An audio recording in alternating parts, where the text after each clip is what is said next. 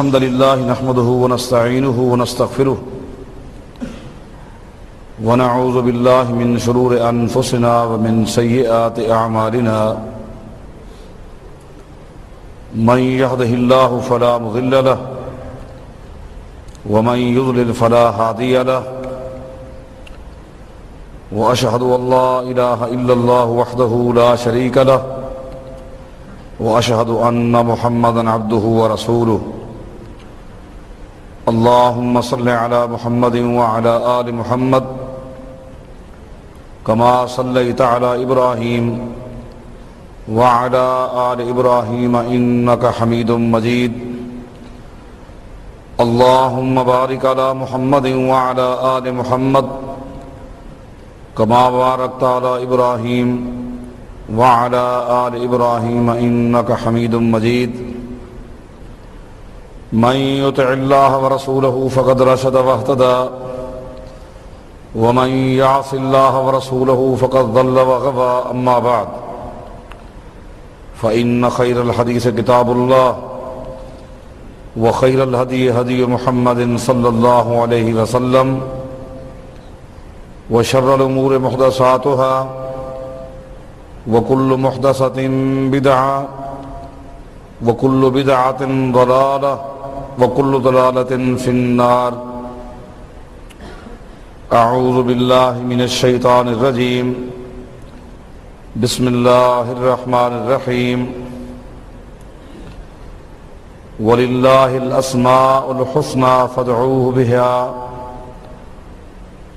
وذروا الذين يلحدون في أسمائه سيجزون ما كانوا يعملون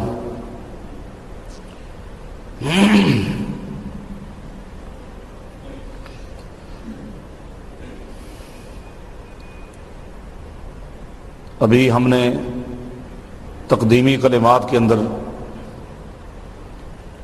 اپنے محترم بھائی الاخ شیخ محمد عامر حافظہ اللہ سے جو انتہائی ملخصاً گفتگو سنی ہے بڑی مختصر، اس میں یہی ہے کہ دین اسلام کا نقطہ آغاز عقیدہ توحید ہے. یہ نقطہ آغاز ہے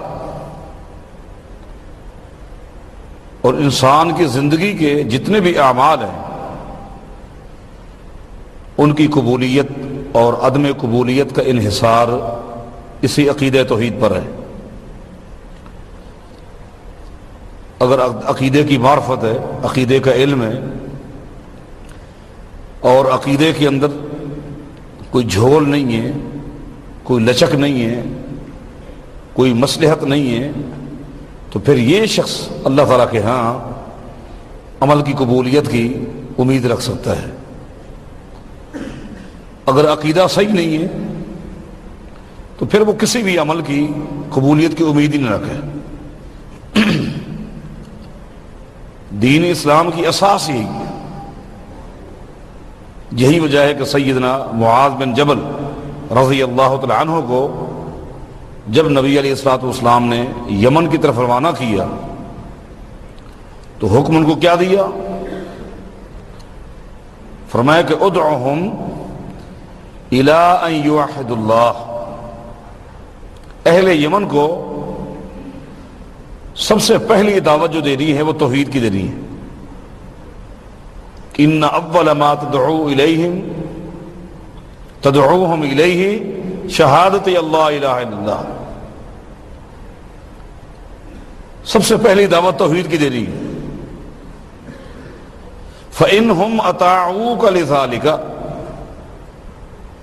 اگر وہ توحید کو قبول کر لیں، توحید کو مان لیں، شرط ہے فإنہم اطاعوک لذالک، اگر توحید کو مان لیں تو فأعلمہم ان اللہ افترض علیہم 5 صلوات فی اليوم واللیلہ. تو پھر ان کو بتانا ہے کہ اللہ تعالیٰ نے تم پر 5 نمازیں فرض کی ہیں. نماز کی تعلیم دینی ہے کب؟ جب وہ عقیدہ توحید کو سمجھ لیں، مان لیں۔ زکوٰۃ کی تعلیم، جملہ عبادات کی تعلیم دینی ہے اگر وہ عقیدہ توحید کو مان لیں۔ اب یہ توحید کیا ہے؟ اللہ تعالیٰ کے 3 مختلف حقوق ہیں۔ ان تینوں حقوق کے اندر اللہ کو اکیلا جاننا، میں کوشش کروں گا کہ بڑے آسان سہل الفاظ کے اندر عقیدہ توحید کے مسئلے کو واضح کروں۔ اللہ مجھے توفیق عطا فرمائے۔ اللہ تعالیٰ کے 3 مختلف حقوق ہیں۔ ان تینوں حقوق کے اندر اللہ کو اکیلا جاننا اور کسی کو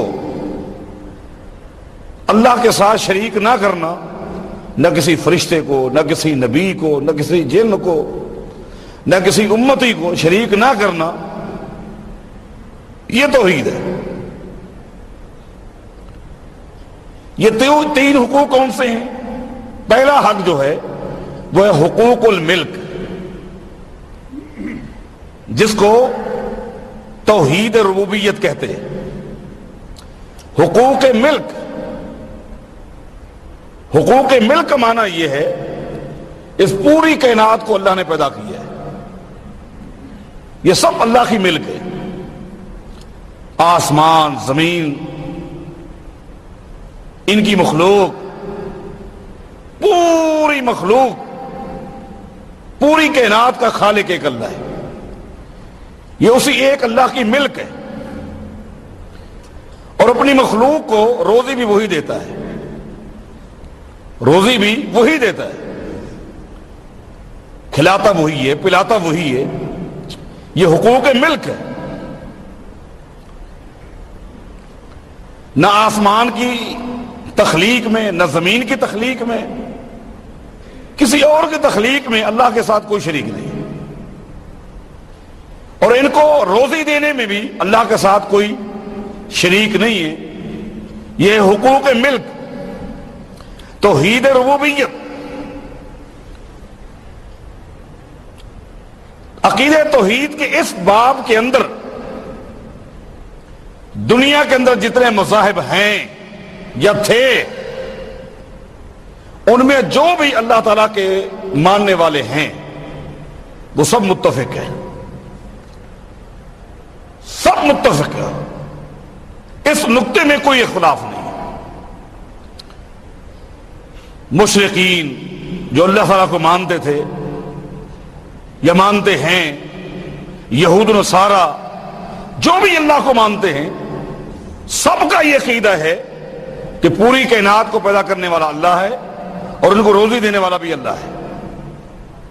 قرآن کریم میں مختلف مقامات پر اللہ تعالیٰ نے اپنے پیغمبر محمد الرسول اللہ صلی اللہ علیہ وسلم سے فرمایا ہے وَلَئِن سَأَلْتَهُمْ مَنْ خَلَقَ السَّمَاوَاتِ وَالْأَرْضِ، اگر آپ ان مشرکین سے پوچھیں گے کہ آسمانوں کو کس نے پیدا کیا، زمینوں کو کس نے پیدا کیا، لَيَقُولُنَّ، یہ سب کہیں گے، ضرور کہیں گے، کیا کہیں گے؟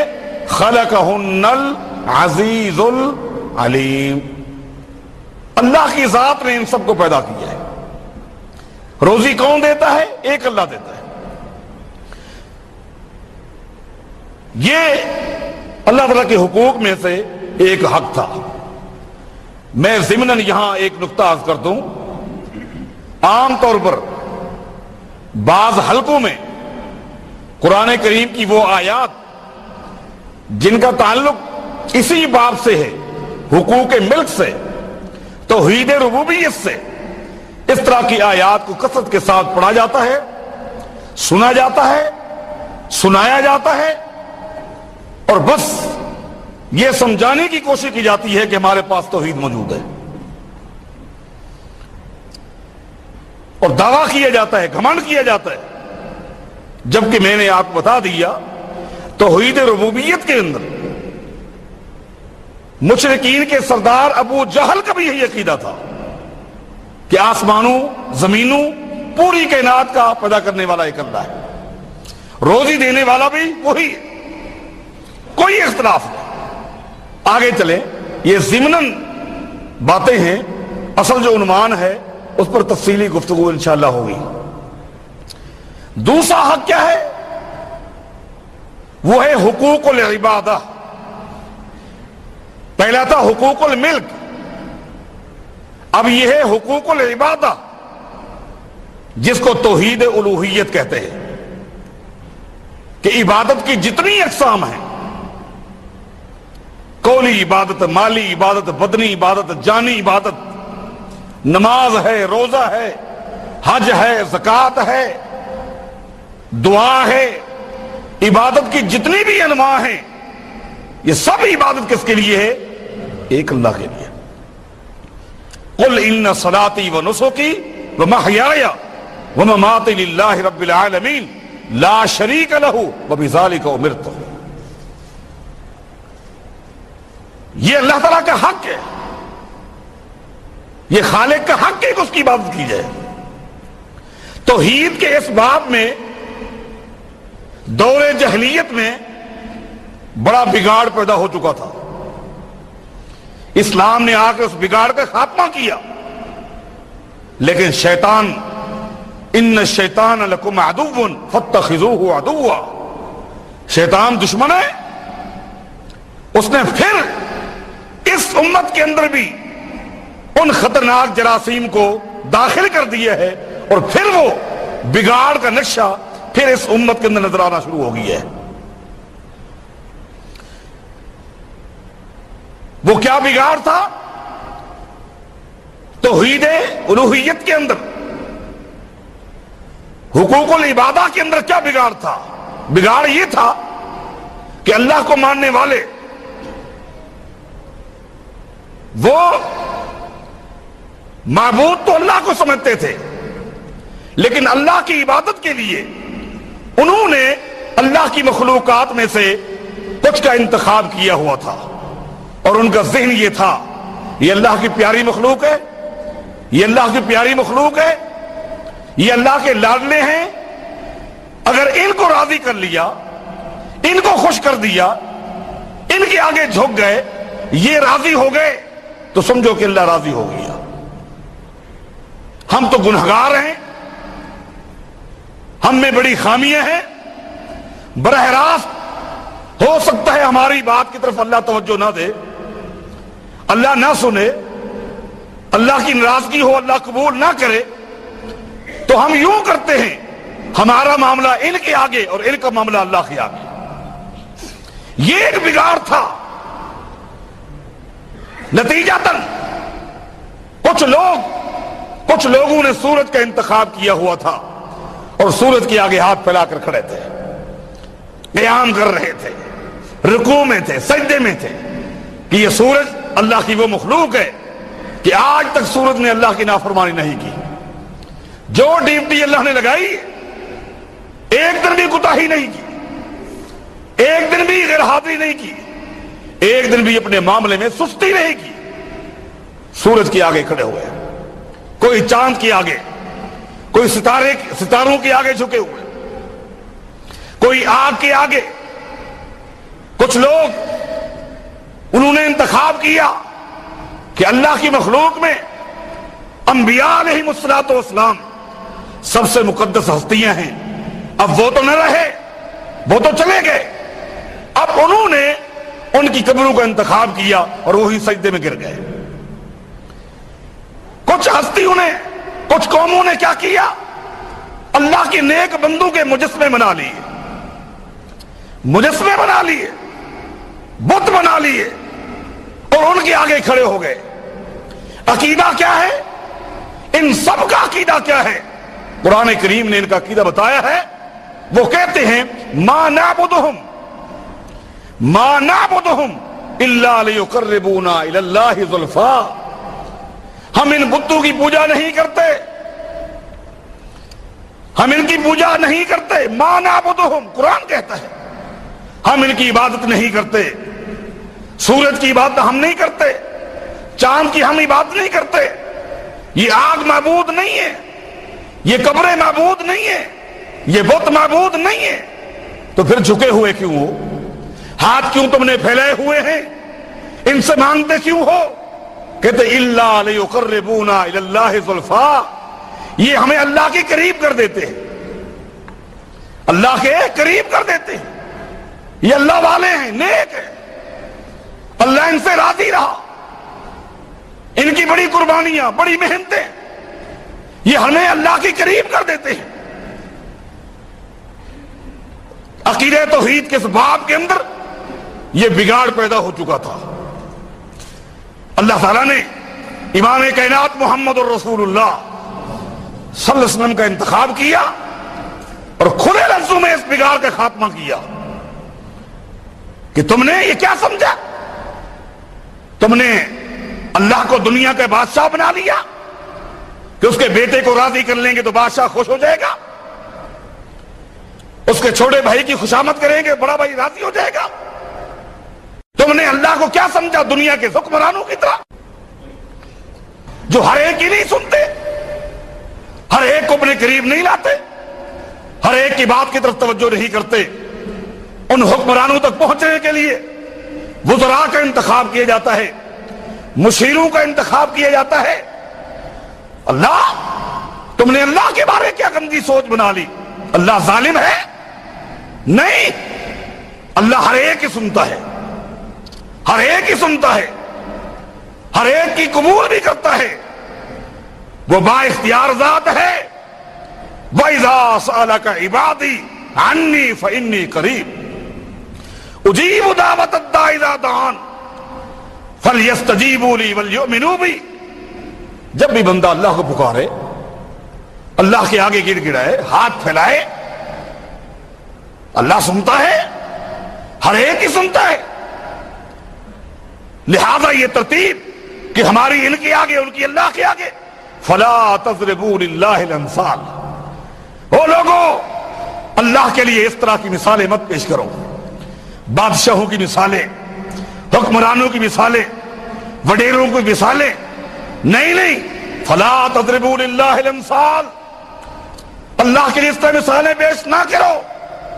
اس لیے مانگو تو براہ راست ایک اللہ سے مانگو، ہاتھ تمہارے اٹھے تو ایک اللہ کے آگے، قیام ایک اللہ کے لیے، رکوع ایک اللہ کے لیے، سجدہ ایک اللہ کے لیے، درمیان میں کوئی حوالے کی ضرورت نہیں ہے، کوئی واسطے کی ضرورت نہیں ہے، درمیان میں تیسرے کو لانے کی ضرورت نہیں ہے، اللہ براہ راست ہر ایک کی سنتا ہے۔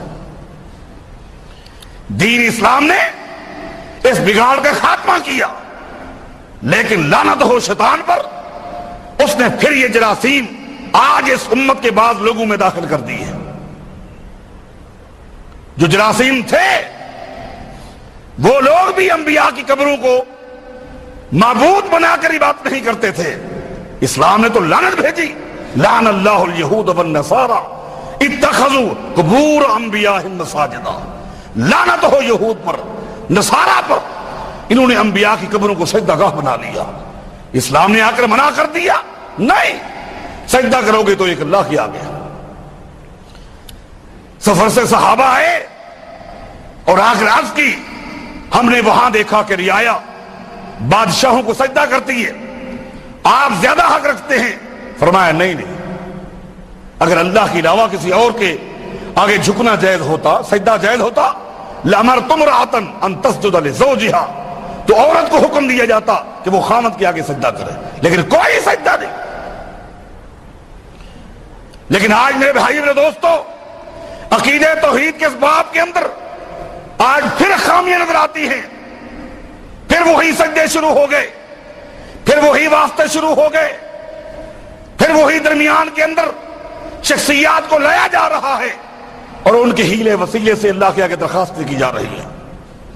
اس باب کے اندر ایک اور خطرناک خامی تھی، وہ خامی کیا تھی کہ لوگوں نے اللہ کی شریعت پر عمل کرنے کی بجائے، اللہ کے احکام پر عمل کرنے کی بجائے اپنے اپنے علاقے کے مولویوں کو، پیروں کو حرف آخر بنا لیا تھا۔ یہ بھی ایک خامی تھی اس باب کے اندر۔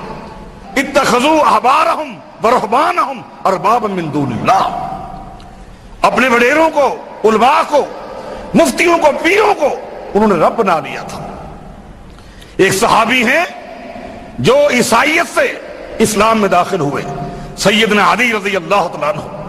جب انہوں نے قرآن کریم کی آیت سنی کہ اتخذوا احبارہم ورہبانہم اربابا من دون اللہ، ان لوگوں نے احبار کو، رہبان کو، پادریوں کو، مولویوں کو، پیروں کو رب بنا لیا تھا، تو اس صحابی نے اس آیت کا انکار نہیں کیا، اعتراض نہیں کیا۔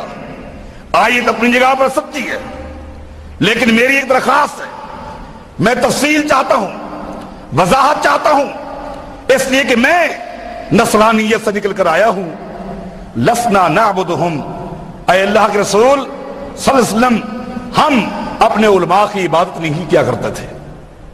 قرآن نے کہا کہ اتخذوا احبارہم ورہبانہم اربابا من دون اللہ، انہوں نے اپنے علماء کو رب بنا لیا تھا۔ صحابی نے عرض کی لسنا نعبدہم، ہم ان کی عبادت نہیں کرتے تھے، رب تو وہ ہوتا ہے جس کی عبادت کی جائے۔ میں اس آیت کا انکار نہیں کرتا، لیکن مجھے سمجھائیے، اس لیے کہ میں وہیں سے آیا ہوں، اور ہم نے کبھی بھی اپنے امام کو رب نہیں بنایا تھا۔ قربان جائیں امام الانبیاء محمد الرسول اللہ صلی اللہ علیہ وسلم نے کیا فرمایا؟ فرمایا کہ اے عدی، یہ بتاؤ، جب تمہارا کوئی مولوی، تمہارا کوئی امام، مفتی کسی چیز کے بارے کہہ دیتا یہ حلال ہے، تم اس کو کیا سمجھتے تھے؟ حلال سمجھتے تھے۔ جب وہ کسی چیز کے بارے کہہ دیتا یہ حرام ہے، تم کیا سمجھتے تھے؟ ہم حرام سمجھتے تھے۔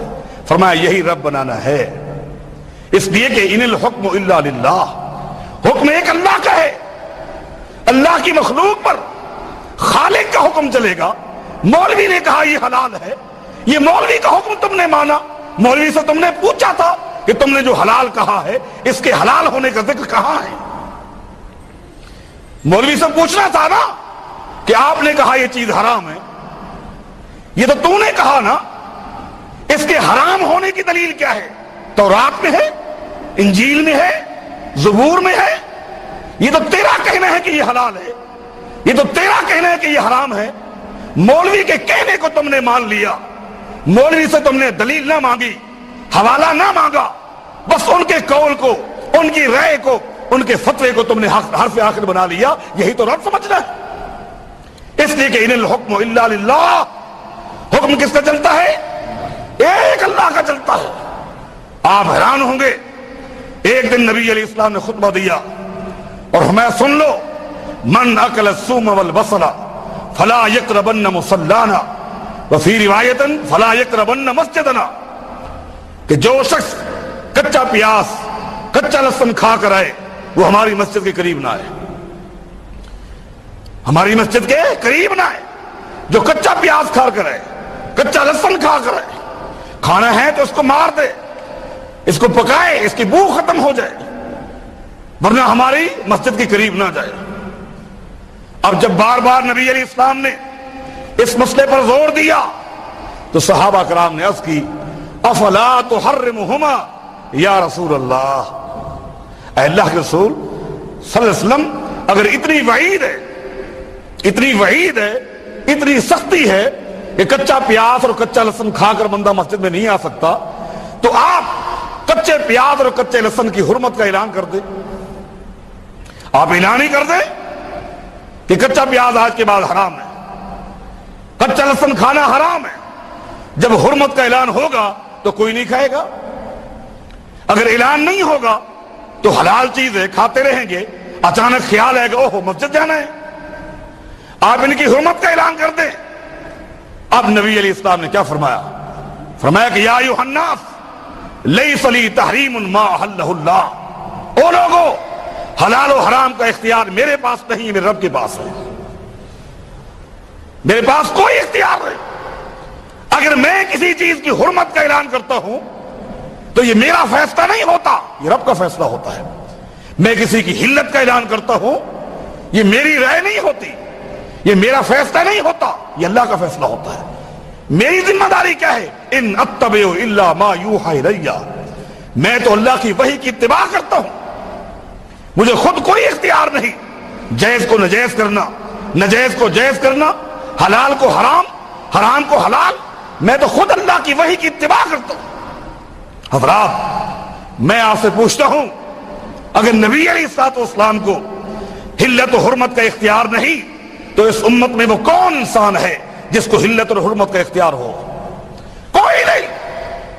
ہاں صرف نبی علیہ الصلوۃ والسلام کو یہ شرف حاصل ہے کہ آپ جو کچھ فرمائیں گے آپ سے دلیل نہیں مانگی جائے گی، جو بات دلیل کی تھی آپ سے دلیل نہیں مانگی جائے گی، آپ سے حوالہ نہیں مانگا جائے گا۔ کیوں؟ اس لیے کہ آپ کا فرمان خود دلیل ہے، آپ کا عمل خود دلیل ہے۔ کیوں؟ نبی علیہ السلام مجسمہ وحی ہے، مجسمہ وحی ہے۔ وحی کے علاوہ میرے پیغمبر گفتگو نہیں کرتے، چاہے قرآن کی شکل میں ہو چاہے حدیث کی شکل میں ہو۔ قرآن بھی وحی ہے اور حدیث بھی وحی ہے۔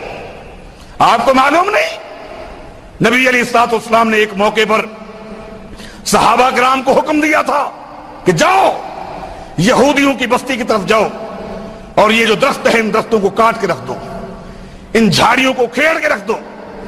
صرف ایک سائڈ نبی علیہ السلام نے بتائی کہ اس کو چھوڑ دو۔ صحابہ کرام گئے اور نبی علیہ السلام کے حکم پر، حکم حدیث پر، فرمان محمد پہ صلی اللہ علیہ وسلم ان درختوں کو کاٹ دیا، جھاڑیوں کو کھیڑ کے رکھ دیا۔ جس سائڈ کے چھوڑنے کا حکم دیا تھا اسے چھوڑ دیا گیا۔ درخت کٹ گئے، درخت کٹ گئے، جھاڑیاں کھیڑ کے رکھ دی گئی۔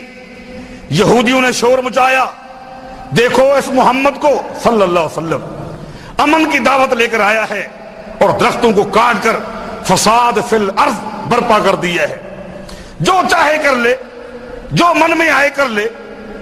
ساتھیوں سے کہہ دیا کاٹ دو، درخت کٹوا دیے، جھاڑیاں اکھیڑ کے رکھ دی۔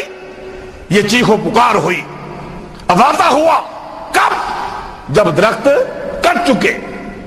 جب یہ شور اٹھا تو اللہ تعالیٰ نے قرآن کریم نازل کر دیا، ما قطعتم من لینۃ او ترکتموها قائمۃ علی اصولها فباذن اللہ۔ اللہ فرماتا ہے او صحابہ کی جماعت، جن درختوں کو تم نے کاٹا ہے ان کے کاٹنے کا حکم میں نے دیا تھا، ان کے کاٹنے کا حکم میں نے دیا تھا۔ جن جھاڑیوں کو تم نے اکھیڑا ہے ان کے اکھیڑ دینے کا حکم میں نے دیا تھا۔ جن کو تم نے چھوڑا ہے ان کے چھوڑنے کا حکم بھی میں نے دیا تھا۔ اگر اللہ کا حکم صرف قرآن میں ہے تو 30 پاروں میں سے ہمیں وہ صورت بتائی جائے، وہ آیت بتائی جائے جس آیت میں اللہ تعالیٰ نے ان درختوں کے کاٹنے کا حکم دیا ہو، کیونکہ یہ تو آیت نازل ہوئی بعد میں اور صیغہ بھی ماضی کا ہے۔ ما قطعتم من لینۃ او ترکتموها قائمۃ علی اصولها، جن درختوں کو تم نے کاٹا، جن درختوں کو تم نے کاٹا، جن جھاڑیوں کو تم نے چھوڑا، ان کے کاٹنے کا حکم بھی میں نے دیا تھا، ان کے چھوڑنے کا حکم بھی میں نے دیا تھا۔ اللہ کا حکم اگر صرف قرآن میں ہے تو آیت دکھلائیں، اگر نہیں ہے اور واقعی نہیں ہے تو پھر ماننا پڑے گا قرآن بھی اللہ کا حکم ہے اور پیغمبر کی حدیث بھی اللہ کا حکم ہے۔ ان دونوں میں فرق اتنا ہے، فرق اتنا ہے کہ قرآن حکم اللہ کا ہے اور کلام بھی اللہ کی ہے، حدیث حکم اللہ کا ہے اور کلام محمد رسول اللہ کی ہے۔ فرق اتنا ہے، اس کے لیے بے انتہا دلائل ہے۔ صحیح مسلم اٹھائیں، صحیح مسلم اٹھائیں، ایک یہودی آیا نبی علیہ السلام کے پاس اور آ کر کہتا ہے کہ اے محمد صلی اللہ علیہ وسلم، میرے پاس کوئی سوالات ہیں اور میرے سوالوں کا جواب سوائے نبی کے کوئی اور نہیں دے سکتا۔ ہاں ایسا شخص جس کو حد درجہ نبوت کی صحبت حاصل ہو سکتا ہے کہ اس کے ذہن میں جواب ہو، ورنہ نبی کے علاوہ میرے سوالوں کا جواب کوئی نہیں دے سکتا۔ آپ نے نبوت کا دعویٰ کیا ہے، آپ میرے سوالوں کا جواب دیں۔ نبی علیہ السلام نے فرمایا جی ہاں، تیرے کیا سوالات ہیں؟ اس نے ایک سوال کیا، نبی علیہ السلام نے جواب دیا۔ اس نے دوسرا سوال کیا، نبی علیہ السلام نے جواب دیا۔ اس نے تیسرا سوال کیا، آپ جواب دیتے رہے۔ وہ سارے سوال صحیح مسلم میں موجود ہیں اور نبی علیہ السلام کے جواب موجود ہیں۔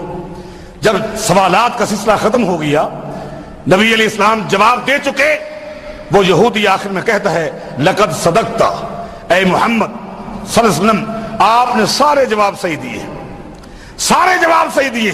وَإِنَّكَ لَنَبِيٌّ، میں یقین کے ساتھ کہتا ہوں کہ آپ اللہ کے سچے نبی ہیں۔ یہ کہہ کر یہودی چلا گیا۔ یہودی کے جانے کے بعد نبی علیہ السلام نے صحابہ سے فرمایا إِنَّهُ قَدْ سَأَلَنِي عَنِ الَّذِي سَأَلَنِي وَمَا لِيَ لِي بِعِلْمٍ حَتَّى أَتَانِيَ اللَّهُ بِهِ۔ ساتھیو، آج اس یہودی نے مجھ سے جتنے بھی سوال کیے تھے مجھے کسی ایک سوال کا بھی جواب نہیں آتا تھا۔ اس نے جتنے بھی سوال کیے مجھے کسی ایک سوال کا جواب نہیں آتا تھا۔ پھر کیا بنا؟ فرمایا کہ یہودی سوال کرتا رہا، اسی وقت اللہ مجھے جواب دیتا رہا۔ یہ اللہ کے بتائے ہوئے جواب کہاں ہیں؟ قرآن میں نہیں ہے، یہ حدیث میں ہے۔ یہودیوں کا عالم عبداللہ بن سلام آتا ہے نبی علیہ السلام کے پاس اور سوالات کرتا ہے۔ نبی علیہ السلام نے جواب دے دیے اور بعد میں فرمایا عبداللہ جو تو نے سوال کیے ہیں، اتانی جبریل آنفا فاخبر بہن، ابھی ابھی جبریل آیا تھا اور ان سوالوں کے جواب جبریل لے کر آیا تھا۔ میرے دوستو، میرے بھائیو، قرآن اللہ کا فیصلہ اور حدیث اللہ کا فیصلہ، یہی وجہ ہے نبی علیہ السلام جب بھی کوئی حکم دے، جب بھی کوئی فیصلہ سنائے، وہ آپ کا حکم نہیں ہوتا، وہ آپ کا فیصلہ نہیں ہوتا، بلکہ اللہ کا فیصلہ ہوتا ہے۔ قربان جائیں وہ پیغمبر جن کی زندگی کے مکمل فیصلے آسمان سے ہوتے ہیں، اللہ کی وحی سے ہوتے ہیں۔ ایک رات نبی علیہ السلام آدھی رات کو بستر سے اٹھے، دروازہ کھولا، پھر دروازے کو لاک کیا اور باہر چلے گئے۔ سید عائشہ رضی اللہ عنہا فرماتی ہے باری میری تھی، میرے دل میں خیال آیا کہ باری میری ہے اور نبی علیہ السلام کہاں جا رہے ہیں؟ کہیں حفصہ کے گھر تو نہیں جا رہے، کہیں صفیہ کے گھر تو نہیں جا رہے، کہیں زینب کے گھر تو نہیں جا رہے، ام سلمہ کے گھر تو نہیں جا رہے۔ اٹھی، میں بھی اٹھی، دروازے کو کھولا اور دیکھا نبی علیہ السلام جا رہے ہیں۔ میں نے فاصلہ دے کر، وقفہ دے کر نبی علیہ السلام کے پیچھے چلنا شروع کر دیا۔ نبی علیہ السلام کسی بیوی کے گھر نہیں گئے بلکہ سیدھا بقیع غرقد قبرستان چلے گئے اور وہاں ہاتھ اٹھا کر دعا کرتے رہے۔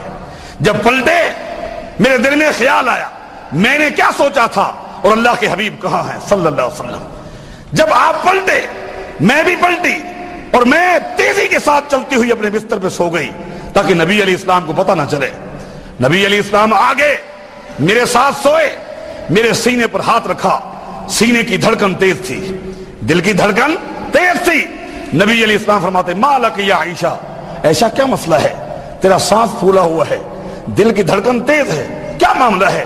بتا دے، اگر تو نہیں بتائے گی تو میرا رب بتا دے گا، بتا دے کیا معاملہ ہے۔ میں نے پوری بات بتا دی، میں نے پوری بات بتا دی۔ اب نبی علیہ السلام فرماتے ہیں عائشہ معاملہ یہ نہیں تھا، اصل میں جبریل آئے تھے، انہوں نے مجھے آواز دی، باہر آئے، مجھے شرم آتی ہے، اندر ام المؤمنین سیدہ عائشہ سوئی ہوئی ہیں، باہر سے آواز دی، میں باہر چلا گیا۔ میں نے کہا میں آ رہا ہوں، یہاں رک کر صحابہ کے ایمان پر غور کریں۔ سیدہ عائشہ نے یہ نہیں کہا جبریل نے آواز دی، آپ نے سن لی اور میں کیوں نہ سن سکی؟ یہ بھی نہیں کہا چلو جبریل فرشتہ ہے، ہو سکتا ہے کہ فرشتے کی آواز کو ہر ایک نہ سن سکے، لیکن آپ نے فرشتے کو جواب دیا کہ میں آ رہا ہوں، آپ تو میرے قریب تھے، میں نے آپ کی بات نہیں سنی، جبریل نے سن لی۔ نہیں، ایمان یہی ہے، میں نے نہ سنا، میرا سننا دلیل نہیں، اللہ کے پیغمبر نے فرما دی ہے تو ایمان لے کر آ گئے۔ ایسا ایمان پیدا کرو۔ باہر گیا، اللہ نے حکم دیا ہے آپ کو کہ آپ جائیں اہل ایمان کے لیے بخشش کی دعا کریں، پوری بات بتائی۔ اس کے بعد نبی علیہ السلام آخر میں فرماتے ہیں اَظَنَنْتَ أَنْ يَحِيفَ اللَّهُ عَلَيْكِ وَرَسُولُهُ، عائشہ تیرا کیا خیال ہے تیرا رب تیرے ساتھ زیادتی کرے گا؟ کون جانے والے کون ہیں؟ نبی علیہ السلام، لیکن فرمایا کہ اَظَنَنْتَ أَنْ يَحِيفَ اللَّهُ عَلَيْكِ وَرَسُولُهُ، عائشہ کیا تیرے ساتھ تیرا رب زیادتی کرے گا؟ رب تو نہیں کیا، زیادتی کیوں؟ مانا یہ میرے پیغمبر کی رات کی باریاں بھی تقسیم ہوتی ہیں تو اللہ کے حکم سے ہوتی ہے، میرے پیغمبر کا فرمان اللہ کا فرمان ہے۔ ہاں، نبی علیہ السلام کے بعد اس امت میں نہ کوئی صحابی ایسا ہے، نہ تابعی، نہ امام، نہ محدث، نہ فقیہ کہ جو فیصلہ دے، جو آرڈیننس سنائے، جو رائے دے، جو فتویٰ دے اور اس سے دلیل نہ مانگی جائے۔ کوئی نہیں ہو سکتا۔ تو یہ بھی ایک بگاڑ تھی کہ حکم اللہ کا تھا، اللہ کے حکم پر عمل کرنا چاہیے تھا، چاہے علماء ہوں، حکمران ہوں، جب بھی وہ کوئی حکم دیتے امت کو چاہیے تھا، رعایت کو چاہیے تھا، عوام کو چاہیے تھا اس سے وہ دلیل مانگتے، حوالہ مانگتے۔ لیکن بگاڑ پیدا ہو گیا، ایک وقت آ گیا علماء نے جو کچھ کہا یہ بزرگ کو غلط کہہ سکتے ہیں، علماء کو غلط بات کہہ سکتے ہیں۔ اسلام نے آ کر اس بگاڑ کا خاتمہ کر دیا کہ نہیں، ان الحکم الا للہ، حکم ایک اللہ کا چلے گا۔ لیکن حضرات شیطان کا ستیہ ناش ہو، پھر اس بگاڑ کو اس امت کے اندر اس نے شامل کر دیا ہے۔ آج پھر ہم دیکھتے ہیں کہ اس امت کی ایک بہت بڑی جماعت کے اندر، بہت بڑے حلقے کے اندر پھر یہ بیماری پیدا ہو چکی ہے، شخصیات کو تقسیم کر لیا گیا ہے، ہر محلے اور ہر علاقے کا دین آج جدا ہو چکا ہے۔ آج کفر کے مقابلے میں، یہود و نصارہ کے مقابلے میں، آج ہندو اور سکھوں کے مقابلے میں آپ کون سا عقیدہ پیش کریں گے، کون سی دعوت پیش کریں گے؟ وہ آگے سے کہتے ہیں تم پہلے ایک تو ہو جاؤ، ایک ہی چیز کے بارے ایک مسلمان کہتا ہے یہ حلال ہے، اسی کے بارے دوسرا مسلمان کہتا ہے حرام ہے۔ کیوں یہ بگاڑ ہے؟ کیا یہ ساری چیزیں کہ یہ چیز حلال بھی ہے، حرام بھی ہے، مکروہ بھی ہے، یہ ساری چیزیں قرآن و حدیث میں ہوں گی؟ یہ متضاد چیزیں قرآن و حدیث میں نہیں ہیں، تو پھر یہ بگاڑ کہاں سے آیا؟ جب سے اس امت نے یہ ذہن بنا لیا بزرگوں کے آگے بحث نہ کرو، بزرگوں سے حوالے نہ مانگو، دلائل نہ مانگو، وہ ہم سے زیادہ علم رکھتے ہیں، چھوٹوں سے بات مانگی پوچھی جاتی ہے، بڑوں سے حوالہ نہیں مانگا جا سکتا، یہ پتہ نہیں کہاں کی باتیں ہیں۔ کس نے کہا کہ چھوٹا بڑے سے، بڑا چھوٹے سے؟ نہیں، یہ بگاڑ آج پیدا ہو چکا۔ اس بگاڑ کا نتیجہ یہ ہے کہ آج امت تقسیم ہو چکی ہے، عقیدے کے میدان میں، عمل کے میدان میں، نماز روزہ حج زکات کے میدان میں یہ امت تقسیم ہو چکی ہے۔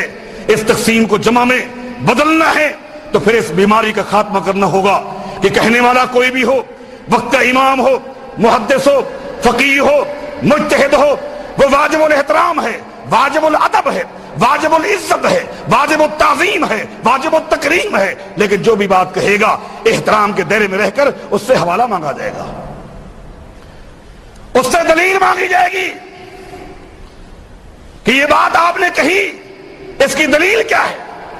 یہ بگاڑ تھا عبادت کے حوالے سے۔ مولوی جو کچھ کہہ دیتے یہ عبادت ہے، عبادت ہے، یہ اجر کا کام ہے، اجر کا کام ہے۔ ایک تیسری حقوق العبادہ توحید الوہیت کے میدان میں ایک تیسری خطرناک بیماری تھی، وہ کیا؟ اللہ کے ساتھ جو محبت ہونی چاہیے تھی بالکل اللہ کے برابر اللہ کی مخلوق کے ساتھ محبت کا سلسلہ شروع ہو گیا تھا۔ اس بیماری کو بھی اللہ نے قرآن کریم پیش کیا ہے، وَمِنَ النَّاسِ مَن يَتَّخِذُ مِن دُونِ اللَّهِ أَندَادًا يُحِبُّونَهُمْ كَحُبِّ اللَّهِ وَالَّذِينَ آمَنُوا أَشَدُّ حُبًّا لِلَّهِ۔ حالانکہ جو خالق کے ساتھ محبت کا معیار ہے وہ محبت مخلوق کے ساتھ نہیں ہونی چاہیے تھی، لیکن انہوں نے مخلوق کے ساتھ بھی شخصیات کا انتخاب کیا، ان سے وہی محبت جو محبت اللہ کے ساتھ کرنی چاہیے تھی، عیسیٰ کے ساتھ وہی محبت جس محبت کا حق اللہ رکھتا ہے، عزیر پیغمبر کے ساتھ محبت جو حق اللہ کا تھا۔ یہ بھی ایک خطرناک بیماری ہو گئی، اسلام نے آ کر اس کا بھی خاتمہ کر دیا۔ خبردار، جس محبت کا حق اللہ رکھتا ہے وہ محبت اللہ کے لیے ہونی چاہیے، اگر وہی معیار مخلوق کے لیے ہے تو یہ شرک ہو جائے گا۔ حضرات پھر یہ فتنہ، یہ بگاڑ شیطان نے اس امت کے اندر پھر داخل کر دیا ہے۔ پھر ایک وقت ہے، آج ہم اپنی آنکھوں سے دیکھ رہے ہیں، اپنے کانوں سے سن رہے ہیں، اللہ کی مخلوق کے ساتھ آج بھی محبت کا وہی معیار ہے جو اللہ کے ساتھ محبت کا معیار ہے۔ آج بھی آپ کو ایسے لوگ ملیں گے جو نبی علیہ الصلوۃ والسلام کی قبر کی زیارت کو بیت اللہ کی زیارت سے بہتر سمجھتے ہیں، ملیں گے۔ میں دلائل کی دنیا میں گفتگو کرنے کا بھی عادی ہوں اور سننے کا بھی عادی ہوں، سائڈ پر کوئی بات نہیں ہوگی۔ آج لوگ ملیں گے جو چاہتے ہیں کہ ہمیں ڈائریکٹ مدینہ طیبہ کی فلائٹ ملے، ہم براہ راست جائیں، بیت اللہ نہ بلکہ نبی علیہ السلام کی قبر کی جا کے زیارت کریں، اس کو اہمیت دیتے ہیں، فضیلت دیتے ہیں، برتری دیتے ہیں، کس سے؟ بیت اللہ کے مقابلے میں۔ آج یہ ہے سستا کہ نہیں؟ آج یہ بگاڑ ہے کہ نہیں؟ آج اگر کوئی معاملہ ہو جائے، ایسے لوگ آپ کو ملیں گے، اگر آپ کہیں کہ قسم اٹھائیں ورنہ میں یقین نہیں کروں گا سچی ہے یا جھوٹی ہے، فوراً اللہ کی قسم اٹھا دے گا، کہے گا اللہ کی قسم۔ اگر آپ اس کو پابند کریں کہ میں آپ کی بات کو مانوں گا لیکن غوث پاک کی قسم اٹھائیں تو سوچ میں پڑ جائے گا کہ قسم اٹھانی ہے غوث پاک کی، اگر سچی ہے تو اٹھاؤں، جھوٹی ہے تو نہ اٹھاؤں ورنہ مارا جاؤں گا۔ آپ بتائیں، اللہ کی قسم کے حوالے سے اس کے ہاں کوئی فکر نہیں، غیر اللہ کی قسم جو کہ شرک ہے، کفر ہے، وہاں سوچ میں پڑ جائے گا۔ آج ایک گداگر، ایک منگتا بھکیاری اگر آئے، اللہ کے نام پر آتے ہی درخواست کرے، سوال کرے، دل چاہے دے دیا، دل چاہے نہ دیا، لیکن اگر وہ آواز لگے، بھکیاری آواز لے، غوث پاک کا صدقہ، تو ہر بندہ چاہتا ہے کوشش کر کے جیب میں سے کچھ دے۔ غوث پاک کا اس نے حوالہ دے دیا، اب تو کچھ دینا پڑے گا۔ میں آپ کو اپنا واقعہ سناتا ہوں، بہت پہلے کی بات ہے، چند دوستوں کے ساتھ ایک دن کراچی کے ایک علاقے سے میں گزر رہا تھا، 2-3 میرے ساتھ ساتھی تھے، قربانی کے دن قریب تھے، آگے اچانک ہم نے دیکھا ایک بچڑی بندھی ہوئی ہے، گائے بندھی ہوئی ہے، بڑی خوبصورت۔ ان دنوں میں جانور ہوتے ہیں اور ہر آدمی کا دل چاہتا ہے کہ جانور دیکھیں۔ میں اپنے ساتھیوں کے ساتھ کھڑ گیا، رک کر میں نے اس گائے کو دیکھنا شروع کر دیا۔ آن کی آن میں ایک وہاں سے آدمی آیا، گائے کے قریب آ کر کھڑا ہو گیا، سر پر ہاتھ پھیرنے لگیا۔ میں نے یقین کر لیا یہ مالک ہے۔ میں نے کہا حضرت یہ جانور آپ کا ہے؟ جی ہاں میرا ہے، قربانی کے لیے لیا ہے؟ اس نے اللہ کی قسم کیا کہا؟ اس نے کہا حضرت اس سال میری مالی پوزیشن مضبوط نہیں ہے، میں کرائسس میں ہوں، کچھ مسائل کی زد میں ہوں، اس سال قربانی نہیں کروں گا، یہ میں نے جانور پالا ہے 11ویں شریف کے لیے۔ اب آپ بتائیں، والذین آمنوا اشد حب اللہ، ایمان والوں کا تو انداز یہ ہونا چاہیے تھا۔ اب آپ بتائیں، اللہ کا حکم جو ہے، جو اللہ کا حکم ہے قربانی کا، وہ چھوٹ جائے، اس کی فکر نہیں ہے، اس کی پرواہ نہیں ہے، لیکن ایسا ناممکن ہے 11ویں شریف کا جانور 11ویں شریف نہ ہو، یہ نہیں ہو سکتا۔ یہ بگاڑ اس امت کے اندر دوبارہ آ گیا ہے میرے دوستو، میرے بھائیو، نہیں، اس بگاڑ کا خاتمہ ہونا چاہیے۔ یہ ہے توحید الوہیت، حقوق عبادہ۔ اب تیسرا اہم ترین جو حق ہے، جو آج کا میرا ٹاپک ہے، جس پر تفصیلی گفتگو کرنی ہے، اس میں بعض جملے ہو سکتا ہے ثقیل ہوں، لیکن میری ہر ممکن کوشش ہوگی کہ مشکل سے مشکل چیز کو آسان لفظوں میں، تاکہ آپ جو بیٹھے ہوئے ہیں عقیدے کی پہچان کر کے جائیں، آسان جملوں میں سمجھانے کی کوشش کروں گا۔ تیسرا حق کیا ہے؟ وہ ہے حقوق الاسماء والصفات۔ حقوق الاسماء والصفات، توحید اسماء والصفات، یعنی اللہ تعالیٰ کے اچھے اچھے نام ہیں، اللہ تعالیٰ کی اچھی اچھی صفات ہیں۔ اللہ فرماتا ہے وَلِلَّهِ الْأَسْمَاءُ الْحُسْنَى۔ اب آئیے سنیے، اللہ تعالیٰ کے اچھے اچھے نام ہیں، فَادْعُوهُ بِهَا، اللہ کو پکارو، اللہ کو آواز دو، اللہ سے مانگو، اللہ کے اچھے اچھے ناموں کے ساتھ، اللہ کے اچھے اچھے ناموں کے ساتھ۔ یہ ہے توحید اسماء و صفات، اللہ کی ذات کے معاملے میں، اللہ کی صفات کے معاملے میں۔ سب سے پہلا سوال، جس طرح آپ نے سنا کہ دین اسلام کا نقطۂ آغاز توحید ہے، توحید کا نقطۂ آغاز، توحید کا نقطۂ آغاز یہ ہے کہ اللہ کہاں ہے، اللہ کہاں ہے۔ دین اسلام کا نقطۂ آغاز توحید، اور توحید کا نقطۂ آغاز کیا؟ کہ اللہ کہاں ہے۔ اس کا مطلب یہ ہے کہ پوری شریعت کے اندر پہلا سوال جو ہے وہ کیا ہے؟ این اللہ، اللہ کہاں ہے۔ اس کی میرے پاس دلیل ہے، میں نے یہ بات ایسے نہیں کہہ دی۔ نبی علیہ السلام کے پاس ایک صحابی آتے ہیں، آ کر عرض کرتے ہیں، اے اللہ کے رسول صلی اللہ علیہ وسلم، میں نے نظر مانی ہے مجھے اللہ تعالیٰ اگر غلام دے دے گا، لونڈی دے دے گا، مومن مومنہ، میں اس کو اللہ کے راستے میں آزاد کر دوں گا۔ میرے پاس لونڈی تو ہے، میرے پاس لونڈی آ گئی ہے، لیکن اس کے ایمان کا پتہ نہیں چل رہا کہ ایمان اس کے پاس ہے کہ نہیں۔ نبی علیہ السلام نے فرمایا کہ کیسے پتہ نہیں چل رہا؟ اس شخص نے کہا کہ اس لیے میرے پاس جو لونڈی ہے وہ سن تو لیتی ہے لیکن بول نہیں سکتی، زبان میں لکنت ہے، ایک جملہ بھی ادا نہیں کر سکتی، سن لیتی ہے، بول نہیں سکتی۔ جب بول نہیں سکتی مجھے کیسا پتہ چلے گا اس کے پاس ایمان ہے کہ نہیں؟ اب نبی علیہ السلام نے فرمایا کہ اس لونڈی کو میرے پاس لے کر آؤ۔ وہ صحابی گئے اور لونڈی کو نبی علیہ السلام کے پاس لے کر آ گئے۔ نبی علیہ السلام نے اس عورت سے، اس لونڈی سے کہا این اللہ، اللہ کہاں ہے؟ اللہ کہاں ہے؟ فاشارت الی السماء، اس نے آسمان کی طرف اشارہ کیا۔ اللہ اکبر کبیرہ، فاشارت الی السماء، اس نے آسمان کی طرف اشارہ کیا کہ اللہ اوپر ہے۔ اب نبی علیہ السلام نے فرمایا من انا، میں کون ہوں؟ میں کون ہوں؟ اس لونڈی نے پہلے آسمان کی طرف اشارہ کیا، پھر نبی علیہ السلام کی طرف، مانا انت رسول اللہ، آپ اللہ کے رسول ہیں۔ میرے دوستوں، میرے بھائیوں، یہ دو سوال ہیں، تیسرا کوئی سوال نہیں۔ عقیدہ توحید کے متعلق نبی علیہ السلام نے اس سے 10 سوال نہیں کیے، 20 سوال نہیں کیے، صرف ایک ہی سوال کیے ہے، اور وہ کیا ہے؟ این اللہ، اللہ کہاں ہے؟ اور اس کے بعد عقیدہ رسالت کے متعلق اس نے سوال کیا تو اس نے یہ جواب دیا۔ اب نبی علیہ السلام فرماتے ہیں آتے کہا فَإِنَّهَا مُؤْمِنَةٌ، اس کو آزاد کر دو، یہ مومنہ ہے۔ اس کا مطلب یہ ہے عقیدہ توحید کا پہلا سوال یہی ہے۔ اگر کسی کی توحید کو چیک کرنا ہے، کسی امام، کسی مفتی، کسی خطیب، کسی پیر، کسی مولوی، کسی دیندار کے بھی عقیدہ توحید کو چیک کرنا ہے تو سب سے پہلے یہی پوچھو کہ این اللہ، اللہ کہاں ہے؟ اگر اس پہ پاس ہو جائے کہ اللہ اوپر ہے، کہاں ہے، اس کی وضاحت آ رہی ہے تو پھر وہ کامیاب ہے۔ اگر عقیدہ توحید کے پہلے سوال میں فیل ہو جائے وہ توحید میں فیل ہے۔ وہ لاکھوں دلائل دیتا رہے، توحید ربوبیت کی آیات اور احادیث پڑھ کے سناتا رہے، لیکن وہ توحید کے چیپٹر میں فیل ہے، دل ہے، ناکام ہے، اس کے پاس کوئی توحید نہیں ہے۔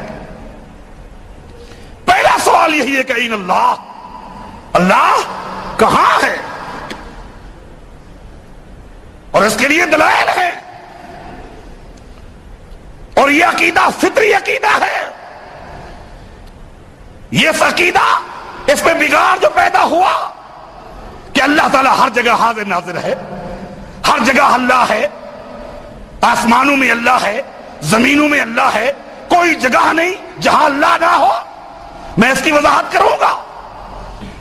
سیدنا موسیٰ علیہ السلام نے اللہ سے کہا یا رب علمنی شیئا اذکرک وادعوک بہ، اے اللہ تو مجھے کوئی ایسی دعا بتا، ایسے کلمات بتا جن کلمات کے ذریعے میں تجھے یاد کرتا رہوں، میں تجھ سے مانگتا رہوں۔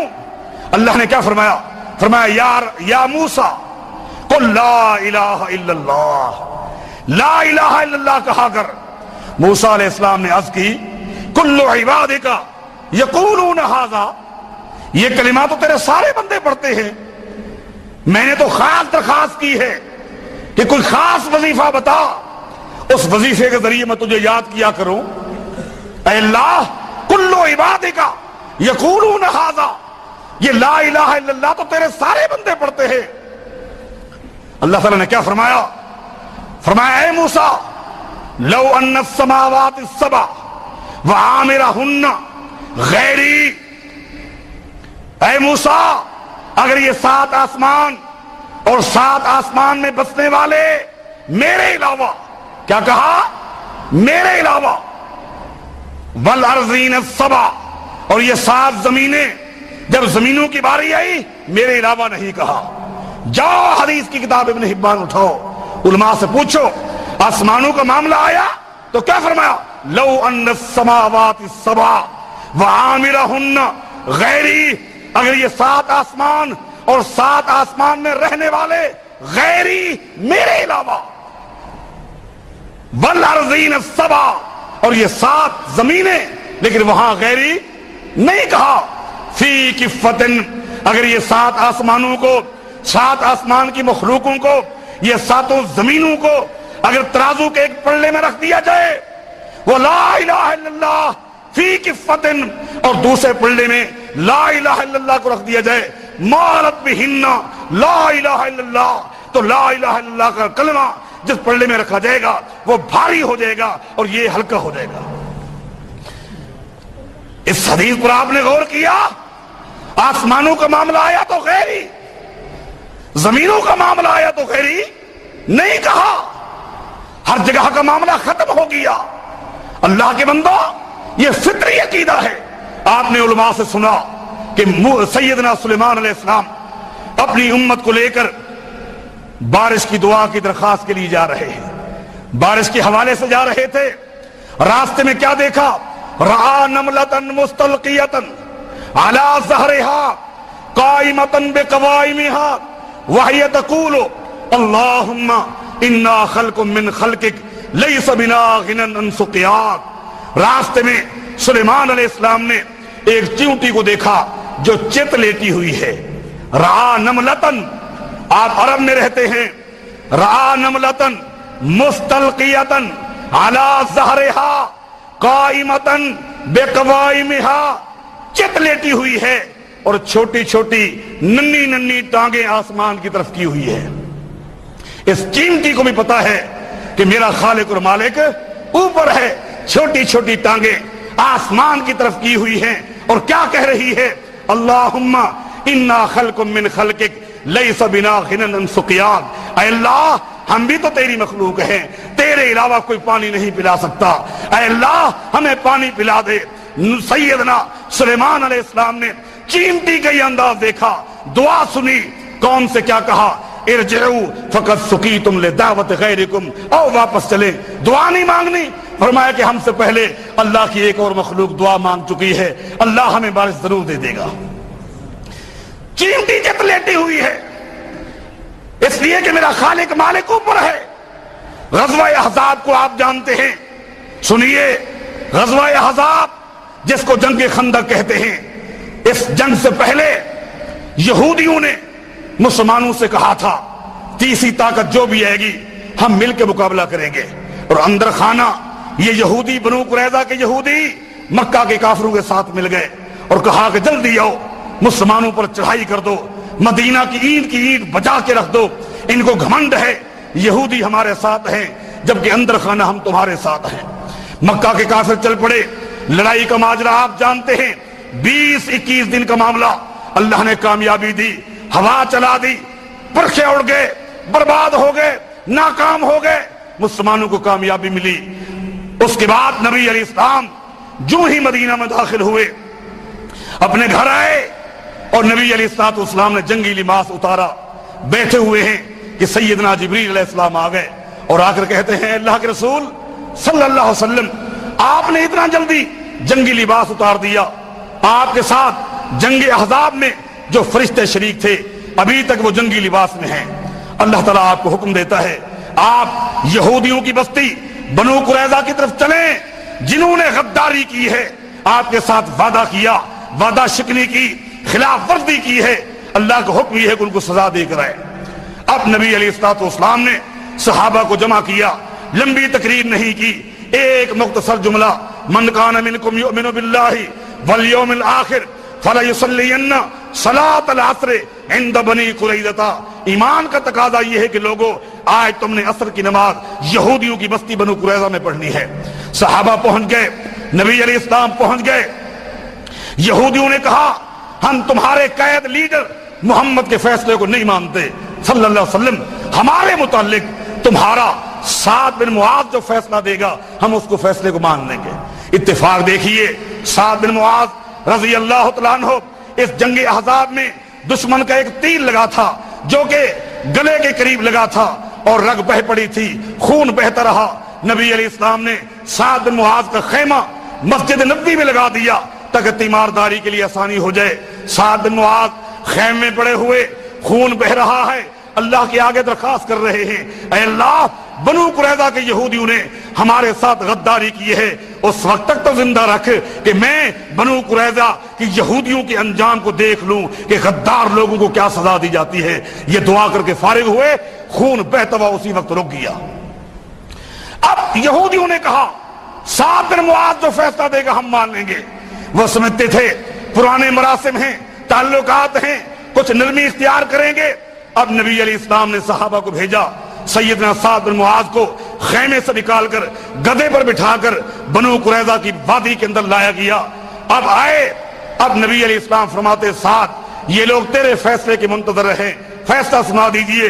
سعد بن معاذ نے کہا اے اللہ کے رسول صلی اللہ علیہ وسلم میرا فیصلہ یہ ہے، جو یہودی جوان بلوغت کو پہنچ چکے ہیں ان تمام کی گردنیں جدا کر رکھ دو، جو بلوغت کو نہیں پہنچے ان کو اور ان کی عورتوں کو اور بچیوں کو لونڈیاں بنا کر رکھ دو، یہ میرا فیصلہ ہے۔ نبی علیہ السلام نے سن کر کیا فرمایا؟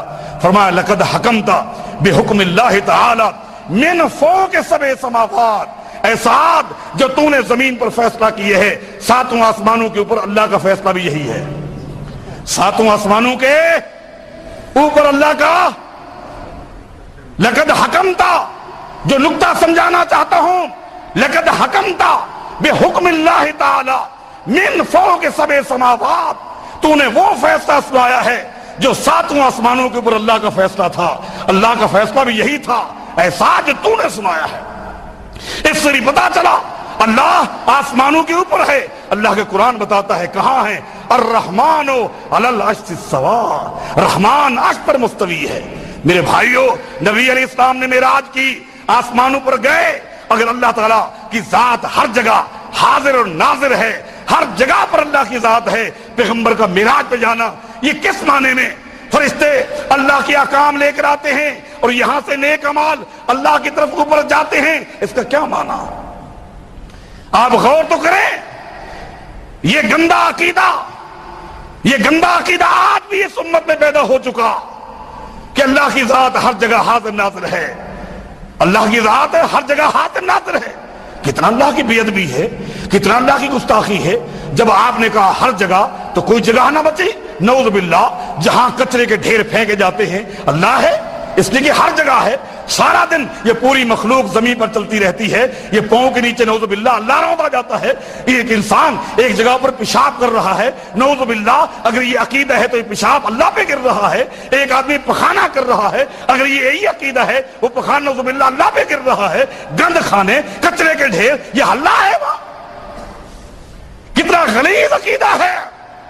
نہیں، بائن للخلق، اللہ مخلوق سے جدا ہے، مخلوق سے جدا ہے۔ کہاں ہے؟ عرش پر مستوی ہے۔ الاستواء معلوم، اللہ کا استواء معلوم ہے، وہ کیفیتہ مجہول، کیفیت معلوم نہیں ہے، کیفیت معلوم نہیں ہے۔ والسؤال عنہ بدعۃ، اور اللہ کے استواء کے کیفیت کے متعلق سوال کرنا یہ بدعت ہے۔ جو چیز قرآن و حدیث میں آ گئی اس پر ایمان لاؤ کہ رحمان عرش پر مستوی ہے، دلائل بے انتہا ہے، لیکن آگے بہت سارا سفر کرنا ہے۔ میں گھڑی کو بھی دیکھ رہا ہوں، آپ دوستوں کو توجہ سے میں دیکھ رہا ہوں، لیکن میں بہت سارے نکات بتانا آج چاہتا ہوں، اللہ مجھے توفیق عطا فرمائے۔ پہلا نقطہ یہ ہے، اللہ اپنی ذات کے لحاظ سے عرش پر مستوی ہے، ہر جگہ نہیں ہے، ہر جگہ ہر ڈھیر پہ اللہ نہیں ہے، اللہ مخلوق سے جدا ہے۔ ہاں صفات کے اعتبار سے، علم کے اعتبار سے، قدرت کے اعتبار سے، نحن اقرب الیہ من حبل الورید، اللہ شارک سے زیادہ قریب ہے۔ صفات کے اعتبار سے یہی وجہ ہے اللہ نے موسیٰ علیہ السلام کو حکم دیا، اے موسیٰ اپنے بھائی کو لے کر جاؤ، اپنے بھائی ہارون کو لے کے جاؤ فرعون کے پاس، گھبرانا نہیں، لا تخافا، ڈرنا نہیں، خوف نہیں کھانا، اننی معکما، میں تم دونوں کے ساتھ ہوں، اننی معکما، میں تم دونوں کے ساتھ ہوں۔ کس طرح ساتھ ہوں؟ اسمع و ارا، سنتا بھی رہوں گا اور دیکھتا بھی رہوں گا۔ یہ اللہ کی صفات ہیں۔ جاؤ، اننی معکما، میں تم دونوں کے ساتھ ہوں، اسمع و ارا، سنتا رہوں گا تمہاری اس کی گفتگو، دیکھتا رہوں گا تمہیں بھی ان کو، سب کو۔ گھبرانا نہیں، تم جاؤ۔ یہ اللہ تعالیٰ کی صفات ہے. ہاں صفات کے لحاظ سے شارک سے زیادہ قریب ہے. سید عائشہ رضی اللہ عنہا فرماتی ہیں نبی علیہ السلام میرے گھر میں ہیں, اچانک ایک عورت آئی, اس کا نام خولہ ہے, سب کو رضی اللہ عنہا. خولہ آئی اور نبی علیہ السلام کے سامنے آ کر بیٹھ گئی اور آہستہ آہستہ گفتگو کرنے لگی. سید عائشہ فرماتی ہیں اتنا آہستہ اس نے گفتگو کی, اس کا ایک لفظ بھی میں نہ سن سکی کہ وہ کیا کہہ رہی ہے. اس کی گفتگو کا انداز آہستہ تھا تو نبی علیہ السلام کا جواب بھی آہستہ تھا. یہ تو بعد میں بات کھلی, یہ تو بعد میں پتا چلا کہ اس کے خاوند نے اس کو کہہ دیا تھا انت علیہ کظہر امی, آج کے بعد تیری پیٹھ, تیرا وجود میرے لیے ایسے ہے جیسے میری ماں کا ہو. شروع اسلام میں جب خاوند اپنی بیوی کو یہ کہہ دیتا آج کے بعد تیری پیٹھ میری ماں کی طرح ہے تو یہ زہار ہے, ہمیشہ کے لیے جدائی ہو جاتی تھی. اب یہ عورت آئی ہوئی ہے, آہستہ آہستہ نبی علیہ السلام سے کہہ رہی ہے کہ دیکھیں تو صحیح, جوانی میری اس کے ساتھ گزر گئی, بڑھاپا شروع ہو گیا, اب اس نے ایک جملہ کہہ دیا میں چھوٹے چھوٹے بچوں کو لے کر کہاں جاؤں, کوئی ترمیم چاہیے, کوئی نرمی چاہیے. اور نبی علیہ السلام دو توق لفظ بتا رہے ہیں اے خولا یہ اللہ کے قانون ہے, اللہ کے قانون کے اندر رائی کے دانے کے برابر کمی اور بیشی کا اختیار محمد نہیں رکھتا صلی اللہ علیہ وسلم. سید عائشہ کہتے ہیں مجھے کوئی پتہ نہیں کیا بات ہوئی, آپ نے کیا جواب دیا, میں تو وہی کمرے میں ہوں, اچانک میں کیا دیکھتی ہوں کہ خولا جا رہی ہے. خولا نے دروازہ کھولا, باہر نکلی تھی کہ نبی علیہ السلام نے مجھے آواز دی عائشہ جلدی ہو, اس عورت کو خولا کو واپس لے کر آؤ. اللہ نے اس کے حق میں قرآن نازل کر دیا ہے قد سمع اللہ قول التی تجادلک فی زوجہا وتشتکی الی اللہ واللہ یسمع تحاورکما. اللہ فرماتا ہے اے میرے حبیب, اے میرے پیغمبر, جو عورت اپنے خامد کے متعلق آپ سے گفتگو کر رہی تھی میں تم دونوں کی گفتگو کو سن رہا تھا. یہ ہے سننا, واللہ یسمع تحاورکما, میں تم دونوں کی گفتگو کو سن رہا تھا. یہ اللہ کا سننا ہے, اللہ کا دیکھنا, اللہ کا سننا, یہ اللہ کی صفات ہے. اللہ کی ذات جو ہے کہاں ہے, عرش پر ہے. یہ غلیظ عقیدہ, یہ گندا عقیدہ. امام بخاری رحمہ اللہ کے استاد ہیں امام ابن خزیمہ رحمہ اللہ, وہ فرمایا کرتے تھے اگر کسی اسلامی ریاست کے اندر کوئی ایسا شخص رہتا ہو جس کا یہ عقیدہ ہو اللہ ذات کے لحاظ سے ہر جگہ ہے. اللہ تعالیٰ ذات کے لحاظ سے اپنے ایمان سے بتاؤ, اپنی دینی غیرت اور ضمیر سے بتاؤ, اس کو آپ کا ایمان اجازت دیتا ہے. اللہ ہر جگہ ہے. جب آپ نے ہر جگہ کہا, ایسے مرکز بھی ہیں جو شراب کے اڈے ہیں, زنا کے اڈے ہیں, نعوذ باللہ زنا ہو رہے ہیں, وہ اللہ کی ذات ہے. کیا کہو گے یہ گند کھانے اللہ کی ذات ہے. امام ابن خزیمہ فرماتے ہیں وقت کے حاکم کی ذمہ داری ہے ایسے شخص کو اپنے پاس بلائے اور اس کو کہے فل یستتب, اس سے توبہ کروائے. توبہ کر, یہ تیرا کفری عقیدہ ہے, بڑا غلیظ اور خبیث عقیدہ ہے, توبہ کر. اللہ کی ذات ہر جگہ نہیں ہے, اللہ عرش پر مستوی ہے. اگر وہ توبہ کرے تو ٹھیک ہے, وَإِلَّا فَلْيُقْتَلْ, اگر وہ توبہ نہ کرے تو وقت کے حاکم کو چاہیے اس کو قتل کر دے. وہ واجب القتل ہے, اور قتل کرنے کے بعد اس کی لاش کو مسلمانوں کے قبرستان میں نہ دفنائے بلکہ کچرے کے ڈھیر میں پھینک دے, اور کچرے کا ڈھیر بھی وہ جو آبادی سے دور ہو تاکہ آتے جاتے مسلمانوں کو اس کی بدبو سے تکلیف نہ ہو. ایسا گندا عقیدہ, اللہ کی ذات کے بارے عقیدہ بناؤ. یہ توحید کا پہلا سوال ہے کہ رحمان کہاں ہے, عرش پر مستوی ہے. آپ غور تو کریں, آپ اللہ کے بندو جب آپ دعا مانگتے ہیں تو کس طرح دعا مانگتے ہیں, یہ کیوں اس طرح دعا مانگتے ہیں, ذرا بتائیں تو صحیح. اس طرح آپ ہاتھ اٹھا کر کیوں دعا مانگتے ہیں؟ اگر خالق اور مالک اوپر نہیں ہے تو دعا مانگنے کا یہ انداز کیوں ہے؟ تھوڑا سا غور کیجئے میرے دوستو. یہ ایک بہت بڑا بگاڑ ہے جو اس امت میں شیطان نے پیدا کر دیا. اور ضمن بتاؤں, اللہ کی ذات کے حوالے سے, اللہ تعالیٰ کی صفات کے حوالے سے بدترین انسان نے جو بگاڑ پیدا کیا وہ جہم بن صفوان ہے. جہم بن صفوان یہ شاگرد تھا جاد بن درہم کا, اور جاد بن درہم شاگرد تھا ابان بن سمعان کا, اور ابان شاگرد تھا لبید بن عاصم یہودی کا جس نے نبی علیہ الصلوۃ والسلام پر جادو کیا تھا. گویا کہ یہ غلیظ عقیدے اگر آئے ہیں کس محلے سے آئے ہیں؟ کسی مسلمان کے محلے سے نہیں ہے، یہودی دفتر سے، یہودی محلے سے یہ غلیظ اور خبیث عقیدے آئے ہیں۔ اس عقیدے کو اپنایا گیا۔ جہم بن صفوان نے یہ عقیدہ جاب بن درہم سے لیا، جس نے یہ عقیدہ گھڑا اللہ کی ذات، اللہ کی صفات کے بارے میں، اللہ کی صفات کا انکار کر دیا، اللہ کی صفات کو نہیں مانتا۔ اس ظالم نے کیا کہا؟ کلم اللہ موسیٰ تکلیما، میں نہیں مانتا کہ اللہ نے موسیٰ سے کلام کی۔ کیوں؟ کہا کہ اگر یہ مان لیا اللہ نے کلام کی، اللہ کا کلام کرنا اگر ہم مان لیں گے تو پھر اللہ کے ہونٹ ثابت کرنے پڑیں گے، اللہ کی زبان ثابت کرنی پڑے گی، اللہ کے دانت ثابت کرنے پڑیں گے، اس لیے کہ کلام کرنے کے لیے ہونٹ کی ضرورت ہے، زبان کی ضرورت ہے، دانت کی ضرورت ہے، یہ چیزیں ماننی پڑے گی۔ اندازہ لگائیے اس ظالم کو، اس خبیث کو یہ پتا نہیں، وہ تو خالق ہے، اس کے حکم پر مخلوق بھی کلام کرتی ہے لیکن دانت نہیں ہے، ہونٹ نہیں ہے، زبان نہیں ہے، اس کا کیا کہو گے؟ قرآن کہتا ہے قیامت کے دن الیوم نختم علی افواہہم وتکلمنا ایدیہم وتشہد ارجلہم، قیامت کے دن ایک بندہ جب جھوٹ بولے گا، بکواسات کرے گا اور کہے گا یہ گناہ میرے نہیں ہے اللہ، یہ ساری غلطیاں میری نہیں ہیں، اللہ فرماتا ہے الیوم نختم علی افواہہم، آج قیامت کے دن اللہ تعالی ہونٹوں پہ مہر لگا دے گا، وَتُكَلِّمُنَا أَيْدِيهِمْ، یہ ہاتھ کلام کریں گے، وَتُكَلِّمُنَا أَيْدِيهِمْ، یہ ہاتھ کلام کریں گے۔ ہاتھ کی زبان ہے، ہاتھ کے ہونٹ ہیں، ہاتھ کے دانت ہیں، اللہ کا حکم ہے بغیر دانت کے، بغیر ہونٹ کے، بغیر زبان کے یہ ہاتھ گفتگو کر رہے ہیں، پاؤں گفتگو کر رہے ہیں، اور خالق محتاج ان چیزوں کا۔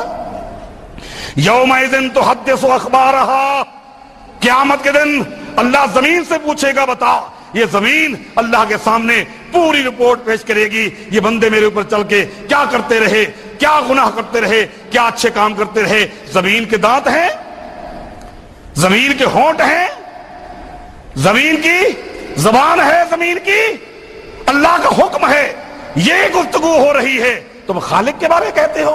نبی علیہ السلام فرماتے ہیں عالم حجرن انی لعالم حجرن کان یسلم علی قبل ان ابعث وانی لعارفہ الان، نبی علیہ السلام فرماتے ہیں آج بھی میں اس پتھر کو جانتا ہوں جو میرے اعلان نبوت سے پہلے مجھے سلام کیا کرتا تھا۔ فرمایا کہ آج بھی میں اس پتھر کو جانتا ہوں، ابھی میری نبوت کا اعلان نہیں ہوا تھا، اس پتھر کے قریب سے جب میں گزرتا تھا وہ مجھے سلام کرتا تھا۔ بتاؤ، پتھر کے ہونٹ ہیں، پتھر کی زبان ہے، پتھر کے دانت ہیں۔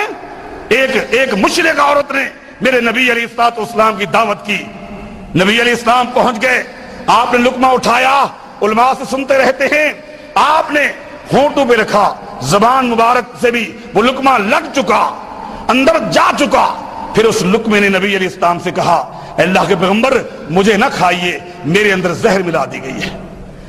آپ سے میں پوچھتا ہوں، اس لقمے کے دانت تھے، اس کی زبان تھی، اس کے ہونٹ تھے؟ نبی علیہ السلام نے وہ لقمہ نکال کے پھینکا، اس عورت سے کہا یہ تو نے کیوں حرکت کی؟ اس نے کہا میں نے جان بوجھ کے کی ہے، اس لیے اگر آپ سچے نبی ہیں اللہ آپ کو بتا دے گا، آپ کی سچائی کا پتہ چل جائے گا، اگر آپ جھوٹے نبی ہیں تو زہر کھا کر مر جانا بہتر ہے، میں نے جان بوجھ کر یہ کیا تھا، بتانا یہ چاہتا تھا۔ نبی علیہ السلام مکہ المکرمہ سے مدینہ طیبہ پہنچ گئے، مسجد نبوی بن گئی، نبی علیہ السلام کھجور کے ایک خشک تنے کا سہارا لے کر خطبہ دیا کرتے تھے۔ کچھ عرصے کے بعد صحابہ کرام نے ایک قیمتی لکڑی کا منبر نبی علیہ السلام کے لیے بنا دیا۔ آج آپ کی زندگی کا پہلا دن ہے کہ کھجور کا خشک تنا ایک سائڈ پہ کھڑا ہوا ہے، نبی علیہ السلام نے اس منبر پہ کھڑے ہو کر خطبہ شروع کر دیا۔ صحیح بخاری اٹھاؤ، جس وقت نبی علیہ السلام نے منبر پہ کھڑے ہو کر خطبہ شروع کیا، فصاحت النخلۃ سیاہ الصبی، جس طرح ایک معصوم بچہ اپنی ماں کو جدا پاتا ہے تو چیخے مار کر دھاڑے مار کر روتا ہے، وہ کھجور کا خشک تنا رونے لگ گیا۔ نبی علیہ السلام کی جدائی کو برداشت نہ کر سکا، حتیٰ کہ حدیث میں آتا ہے نبی علیہ السلام خطبے کے دوران آپ منبر سے اترے، فضمہ الیہ، حدیث کے الفاظ ہیں نبی علیہ السلام نے اس خشک تنے کو اپنے سینے کے ساتھ لگایا. جب لگایا فجعل يؤنن انین الصبی الذی یسکن، جب نبی علیہ السلام نے اس کو سینے کے ساتھ لگایا تو جس طرح ایک روتے ہوئے بچے کے سر پر ہاتھ رکھ دیا جاتا ہے تو سسکیاں بھرتا ہے، کھجور کا وہ تنا سسکیاں بھن کر رونے لگ گیا. اور نبی اسلام نے فرمایا اگر میں اتر کر اس کو سینے کے ساتھ نہ لگاتا تو یہ کھجور کا خشک تنا قیامت تک روتا رہتا. میں بتانا چاہتا ہوں کھجور کا خشک تنا رو پڑا، روتا رہا. اس کھجور کے خشک تنے کے دانت تھے، ہونٹ تھے، زبان تھی. یہ تو مخلوق ہے، تم خالق کے بارے یہ ذہن بناتے ہو. کیسی گندی ذہنیت. خالد بن عبداللہ گورنر نے جب اس کو پکڑا، جاد بن درہم کو اس کو باندھا، اور قربانی کا دن جو تھا عید الاضحیٰ کے موقع پر آیا، اس نے آ کر عید کی نماز پڑھائی. اس کے بعد عید کا خطبہ دیا. خطبے کے بعد کہا لوگو نماز ہو چکی، عید کا خطبہ ہو چکا، تم جاؤ اپنے اپنے گھروں میں جا کر قربانی کرو. آج قربانی کے لیے میں نے جاد بن درہم کو باندھا ہوا ہے. یہ خبیث کہتا ہے کہ اللہ نے موسیٰ علیہ السلام سے کلام نہیں کی تھی، آج اس کی قربانی کروں گا. مصلی سے اٹھا اور چھری پھیر کر جاد بن درہم کو ذبح کر کے رکھ دیا. یہودیت کی سازش. اللہ کی صفات کے حوالے سے کہیں سرے سے انکار نہیں مانتے، کہیں صفات کو مانتے ہیں، صفات کے معنی کو نہیں مانتے. ہم ید کو مانتے ہیں، ید کا معنی ہاتھ نہیں مانتے. اللہ کا جسم ثابت ہو جائے گا تو پھر کیا ہے؟ تعویل کریں گے. کیا تعویل؟ کہ تعویل یہ ہے کہ ید کا معنی ہاتھ نہیں ہے بلکہ قبضہ قدرت ہے. حضرات آج بھی اپنے محلے میں نوٹ کرو، اس طرح کی تعویلات کرنے والے مولوی آپ کو بھی آج ملیں گے. یہ گندے خبیث جراثیم آج بھی آپ کو نظر آئیں گے کہ وہ کہیں گے جب بھی یہ حدیث پڑھیں گے والذی نفسی بیدہ، کہ اللہ کے پیغمبر فرماتے ہیں مجھے اس ذات کی قسم ہے جس کے ہاتھ میں میری جان ہے. وہ یہ معنی نہیں کریں گے بلکہ وہ معنی کریں گے اس ذات کی قسم ہے جس کے قبضہ قدرت میں میری جان ہے. قبضہ قدرت تعویل کریں گے، ید کا معنی ہاتھ نہیں کریں گے، تعویل کریں گے. کیوں تعویل کرتے ہو؟ اللہ کے بندو اللہ تعالیٰ کی صفات کو مانو، ان معنی کے ساتھ مانو. جب معنی نہیں مانو گے تو آپ کو پتا کیسے چلے گا؟ تم جو کہتے ہو اللہ کو سمیع مانتے ہیں، سمیع مانتے ہیں بغیر سم کے، بصیر مانتے ہیں بغیر بصر کے. سمیع تو مانتے ہیں، سمع نہیں مانتے، بصیر مانتے ہیں، بصر نہیں مانتے. تو پھر اللہ کے بندو قرآن نے کہا فدعو بہا، فدعو بہا، اللہ کو پیارے پیارے ناموں سے پکارو. اگر مانا نہیں کرو گے تو پھر معنی کو ہٹا دو گے تو پھر اللہ کے آگے دعا کس طرح کرو گے؟ جب تک آپ اس کو نہیں سمجھو گے کہ اللہ تو غفور ہے، اللہ تو بخشنے والا ہے، میرے گناہ معاف کر دے، جب تک غفور کا پتہ نہیں چلاؤ گے کہ غفور کس کو کہتے ہیں، غفور کا معنی کیا ہے، اللہ سے بخشش کی دعا کیسے کرو گے، جب تک آپ کو پتہ نہیں چلے گا کہ رحیم اللہ کی صفت ہے، رحیم کا معنی کیا ہے، رحمت والا، مہربان، اس وقت تک دعا کس طرح مانگو گے؟ تبھی تو دعا مانگو گے اے اللہ تو مہربان ہے، اے اللہ تو رحیم ہے، مجھ پہ رحم فرما.